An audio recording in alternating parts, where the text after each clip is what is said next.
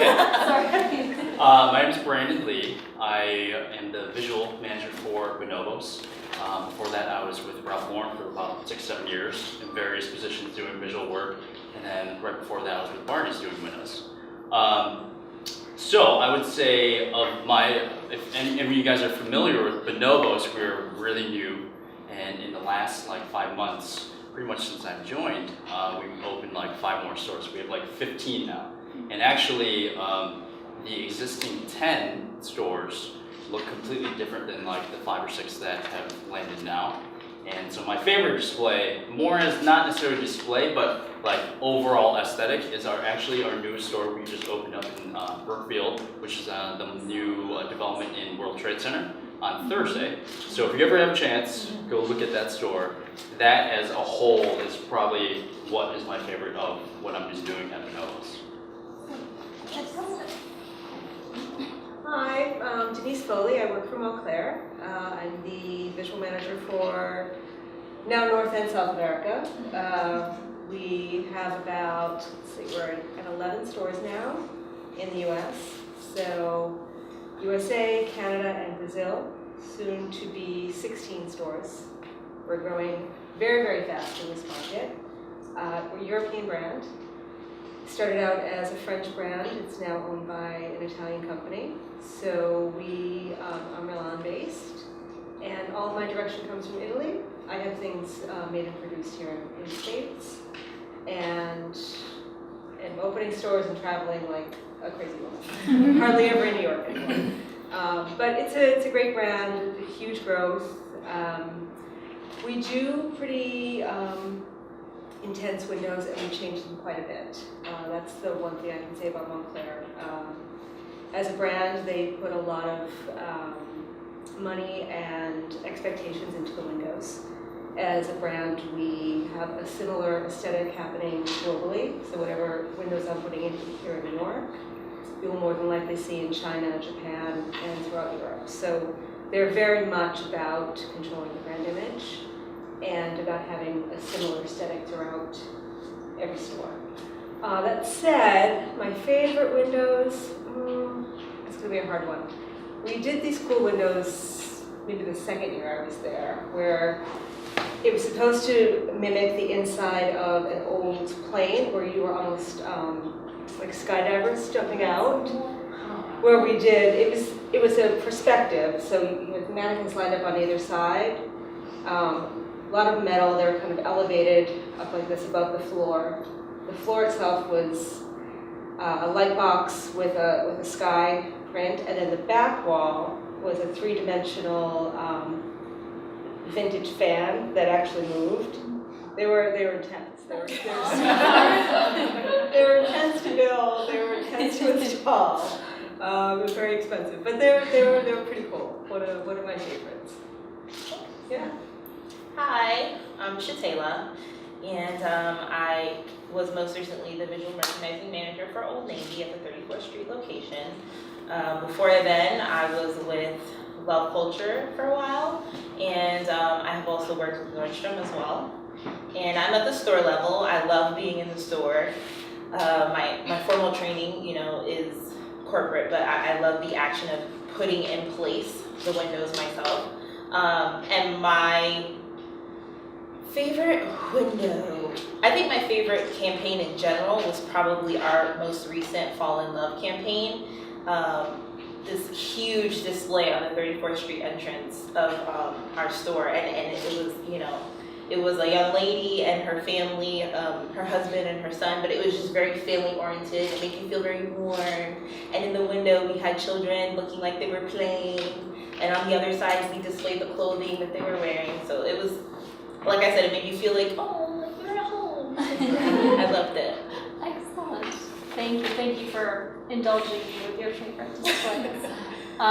So the first question that I have is, is the basic, all of the people here are really interested in the visual field, but, we'd love to hear what drew you guys into it. What inspired you guys to work in visual merchandising?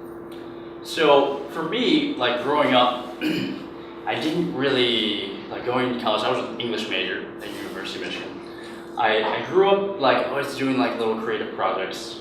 I was painting, drawing, like building a lot of random stuff like cardboard.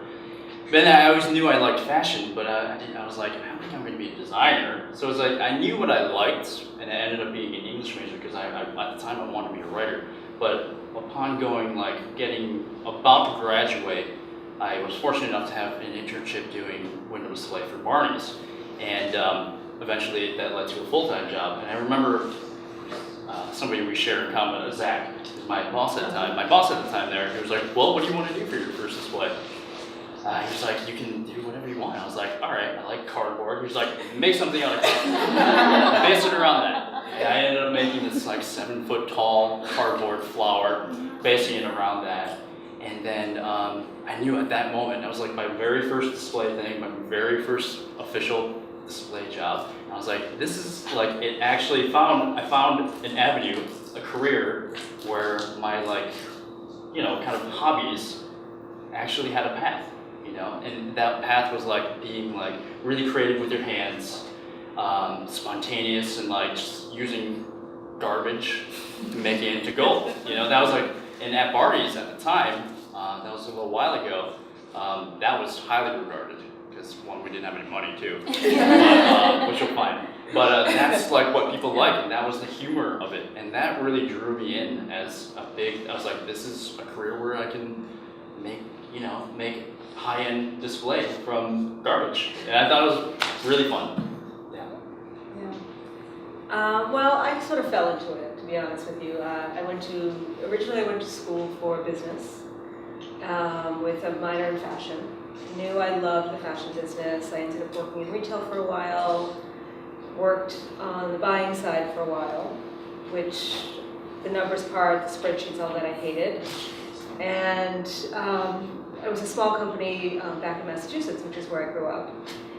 And my boss and I used to go out to the stores, and we would do the floor sets and try to get our stuff onto the floor and help the stores get them merchandised. And it was really sort of where I found that that's what I really like to do.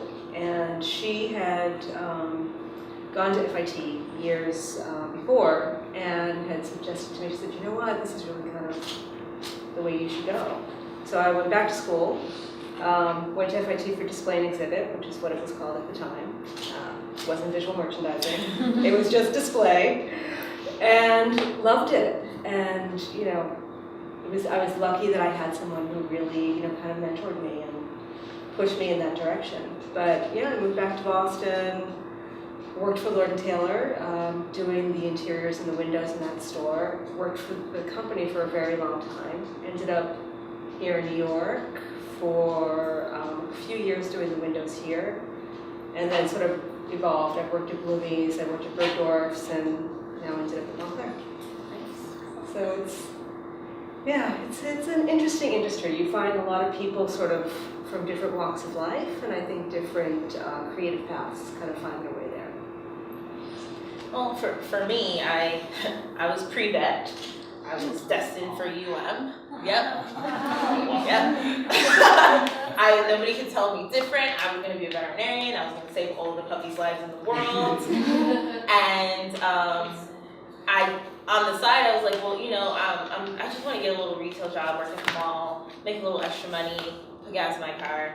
And when I would work with my store manager sometimes, and he would say, let's do this display and dress this mannequin. And I'm like, okay, this is cool. And then I realized, okay, put this outfit on the mannequin and it's flying out the door. So I was like, wait a minute. So we're telling them what to buy and they don't even know it. So I just got more into it, and I was like, I love the conspiracy of this. Let's do it. And completely changed my major. Ended up at Florida State. I was dual major at the time. I was merchandising and design, but thanks to budget cuts, they just combined the major and became retail merchandising and product development. So, they go over everything there. And my first job out of college, I was able to exercise my creative thinking and my evil plan of selling all the clothes in our store at Love Culture to all these unsuspecting people. And it was great. It was really great to realize that you can literally impact someone's life through the placement of your product. So that's the part that really takes me. But I'd love to hear about, is that the biggest challenge? What challenges do you guys face? Because I know, you know, out of all of the jobs in the fashion industry, you guys probably have the most hands-on, which can be great, but can also be, you know, a curse and a blessing. Right.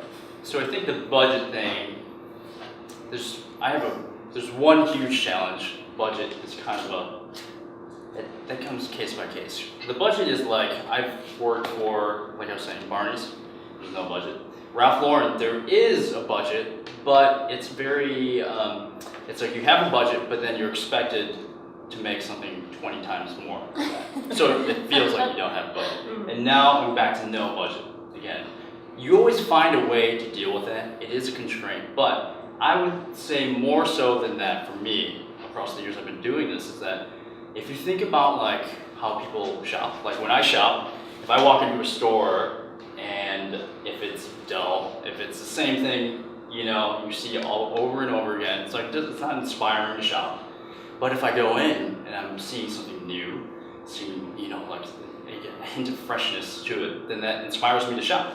So knowing that about how people shop, I feel like the biggest challenge is knowing that you have to keep the stores fresh and new constantly, like every single month, if not more.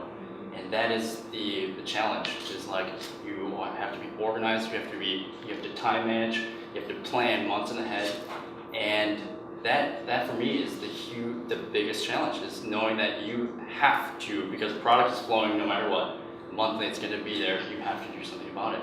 And with that too, is like with window display, you have to be constantly on your creative. You always have to have like a tool bag of ideas. You have to know what you're doing almost like a year in advance.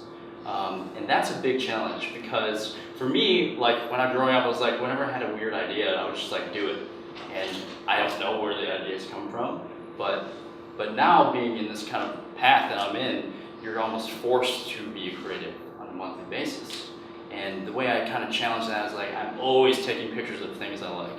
I'm always writing down ideas, always surrounding myself with people who I admire and I look, forward to working to. I think that's the biggest thing to combating that challenge, is of having to be creative on a monthly basis. On my side, it's a little different. I would say, we're a large company. There's definitely a direction that comes from our corporate office. It's trickled down to me, and then I sort of manage it corporately for my region.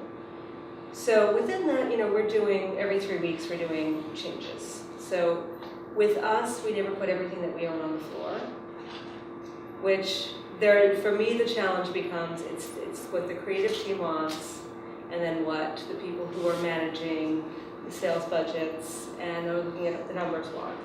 So it's financial versus creative. And it's across the board. I would say any place I've ever worked, there's always been this sort of like push and pull. Creatively, they know that what you're doing is going to help them with business. But then there's also that point where they're also thinking about, well, what if we get 5 more styles on the floor? What if we get more of this out? What if we get more of this out? And it's always a little bit of a back and forth, because you have to sort of step back and say, well, what's right for the overall vision of the brand? What's right for the space? And are we representing the product and also the image of the company the way it should be? So for me, I'm always sort of in that middle, trying to make both sides happy, which can be quite challenging, I will say. But we do a 3-week rotation. So every 3 weeks, if the window sets don't physically change, the mannequins will change. When we do that, the entire store flips. So whatever color story has been put out, normally we'll go back downstairs and we'll pull new things out. Usually what will happen is, right as I'm starting to do that, the buyers will sort of be like, oh, this hasn't been selling, this hasn't been selling. And I'll get this whole list of, can you get this on the floor? And half of it, sometimes I'll say, okay, have them pull around, and I'll see what I can do. This is the easiest way to sort of appease everybody. 9 times out of 10, it's a college story that it's going out in another month. So I'm like, guys, no, because you know this is going out later. So what are you doing? Yeah. Or then I'll try to see if do they have that style in a color that works on the floor, and kind of try to help them. But there's the creative piece, but then you also have to be very business minded as well, because at the end of the day, you are working for a brand, you are trying to help them make money, and it's a business. So it's a very push and pull, back and forth kind of situation. Well, I giggled to your point because literally what she's saying translates into my position at the store. I've been on both ends of the spectrum. Being with Love Culture, they're a newer company, so I had a lot of freedom to literally do whatever I wanted to do creatively, and their operations and their visuals completely separate. So I did no selling, I didn't know any numbers, all I knew was to make it pretty. So every week I come in, I did my mannequins once a week, I changed my walls every week, I literally would just go around the store rotating the product every single week, and finding out later, dipping into the numbers, because in my head I'm like, okay, I'm doing all this work, but how am I impacting the business? And I never knew, because visuals were not allowed to have any access to the numbers. So being with Old Navy, it's that literal push and pull, because they want you to be a business owner. As a visual manager, you need to know why you put it there. You need to know how many you sold yesterday. You need to know how many you sold last week. You need to be able to speak to that. So it's funny because, we had a team of visuals, and you have some people who are very subjective, and they're like, oh, but it's so pretty. And then you have me, I'm like, yeah, but it's not selling. So, it can look pretty all at once, but at the end of the day, like she was saying, we're here to make money for our business. So you have to find that sweet spot where, you can place your product and you can do a great display, or you can style a mannequin very well, but using maybe something that's not selling well with something that's selling well, and making it stylish and fashionable at the same time, while remembering, okay, this outfit I built will cost $100. So again, it goes back to the psychology of it. Your customer doesn't realize, oh, I love that outfit, I want to buy it, and then they're like, oh, it's $100. That's $100 you just made off of one outfit. So you just have to, it's finding that balance, and through experience, I think I've learned that it's you never win that battle. You really don't. You just never win that battle. That's such an interesting point. I'm thinking about, a lot of the people here are students and young alums. In entry-level visual merchandising jobs, sometimes they get access to those numbers, but sometimes they don't. Sometimes it's like, this is how you set up the floor plan, and that's it. Do you think it's worth them asking and trying to get involved in it? Do you think that they would get pushback? I mean, you guys have worked for a variety of different places, and like you said, sometimes they're just like, well, we're not telling you those numbers. Well, when I was in the place at Old Navy too, because I would get the numbers from corporate, I shared it with my team every morning. Okay. Every morning down to the sales associates, because I feel like in order to create ownership of that business, they need to know why they have to recover that table so well. Well, because it's our number one seller, so it needs to, you know what I mean? So I think it's very important to share that information. And obviously you don't have to go down to, the percentage of the business that it's doing last week and so on and so forth, but just something, having them know a little bit more about what's going on with the product that they're touching every day helps them feel more responsibility towards it. Interesting. I think at Ralph Lauren, when you're in creative there, it's like Ralph Lauren's been, obviously, it's got an established name, and their display is more of like, it's almost like showing off for the brand, So there, it's not quite as much, I'll be honest, it's not quite as much focusing on the business part of it. The creative team is separate from the business aspect. So I had that part growing up in visual. So when I moved to Bonobos, we're a small company, just getting out of the startup phase. Every cent is looked at, and I think if you guys have that background of knowing the business of fashion, it's definitely going to help you in this world too. Because I would say not all the time that you're going to encounter an employer that it's you're just spending all the money on visual and there's no reason behind it besides just to look good. Now, where I'm at now, it's the same thing. So you have to look at the numbers. You have to know why you're putting something here. And it's a simple fact, like for me, if I see something in a window that I like, a piece of clothing, all the time, sometimes I don't even look at the display. I like this pair of shoes, I'm gonna go in and I buy it. that's as simple and as like almost like the most simple business part of the visual thing. It doesn't have to be like that elaborate. But when your company gets to that point when you can show off a little more, that just adds to the brand. But at the very base of it, knowing what product is what you bought more of, and the numbers behind why you have this product existing in your store, that for me is especially more important than just making, especially now where I'm at now, it's more important than just making things look pretty. There has to be a reason why you're doing it. Yeah.